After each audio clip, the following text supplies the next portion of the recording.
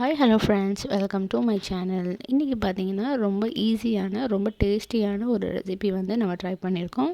So அது எப்படி இருக்கும்னு நம்ம வந்து நீங்களும் ட்ரை பண்ணி பாருங்கள். இது வரைக்கும் என்னோடய சேனலை வந்து சப்ஸ்கிரைப் பண்ணாதவங்க மறக்காமல் சப்ஸ்கிரைப் பண்ணிவிடுங்க. இப்போ வாங்க வீடியோக்குள்ளே போகலாம். ஃபஸ்ட்டு வந்து ஒரு 1/2 லிட்டர் பால் எடுத்து அதை வந்து நல்லா காய்ச்சிக்கலாம். ஸோ பாலை வந்து நல்லா 1/4 லிட்டராக வற்றுற அளவுக்கு காய்ச்சிக்கோங்க. அடுத்தது பார்த்திங்கன்னா இதுக்கு வந்து 2 முட்டை எடுத்துக்கிறேன். முட்டை எடுத்து இந்த மாதிரி நல்லா பீட் பண்ணிக்கோங்க.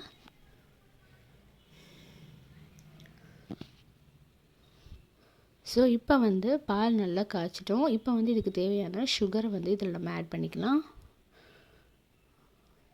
ஸோ சுகர் ஆட் பண்ணதுக்கப்புறமா திரும்பவும் நல்லா மிக்ஸ் பண்ணி விட்டு பால் நல்லா காய்ச்சிக்கோங்க.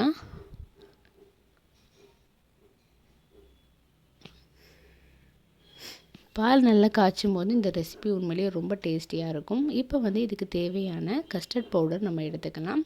இதுக்கு ஒரு 2 டேபிள் ஸ்பூன் வந்து கஸ்டர்ட் பவுடர் எடுத்துக்கோங்க.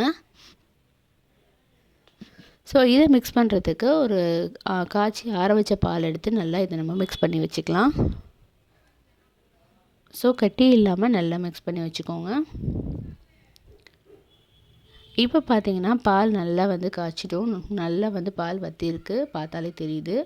ஸோ இப்போ வந்து இதில் நம்ம என்ன ஆட் பண்ண போகிறோம்னு கேட்டிங்கன்னா ரவை 2 டேபிள் ஸ்பூன் வந்து ரவை ஆட் பண்ணிக்கோங்க. நிறைய ஆட் பண்ணிடக்கூடாது.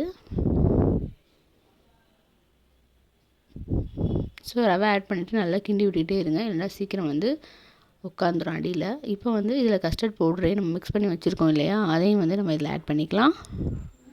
ஸோ எல்லாத்தையும் ஆட் பண்ணிட்டு ஃபைனலாக நம்ம வந்து மிக்ஸ் பண்ணி வச்ச முட்டையும் வந்து இதில் ஆட் பண்ணிக்கலாம்.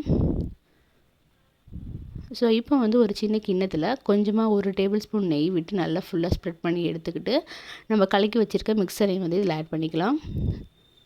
ஸோ இதில் மேலே டிசைனுக்காக நான் வந்து கொஞ்சம் பிஸ்தா பாதாம் வந்து சின்ன சின்னதாக கட் பண்ணி ஆட் பண்ணியிருக்கேன்.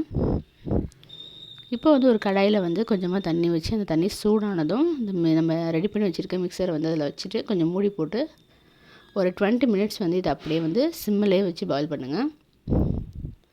20 மினிட்ஸ்க்கு அப்புறம் பார்த்தீங்கன்னா சூப்பரான ரவா கஸ்டர்ட் புட்டிங் வந்து ரெடி ஆயிடுச்சு. உண்மையிலேயே டேஸ்ட் வந்து ரொம்பவே அற்புதமாக இருந்தது. நீங்களும் ட்ரை பண்ணி பாருங்கள். ஸோ ட்ரை பண்ணி பார்த்துட்டு எப்படி இருந்துச்சுன்னு கமெண்ட்டில் சொல்லுங்கள். இந்த வீடியோ உங்களுக்கு பிடிச்சிருந்தா மறக்காமல் என்னோடய சேனலை சப்ஸ்கிரைப் பண்ணுங்கள். தேங்க்யூ ஃபார் வாட்சிங்.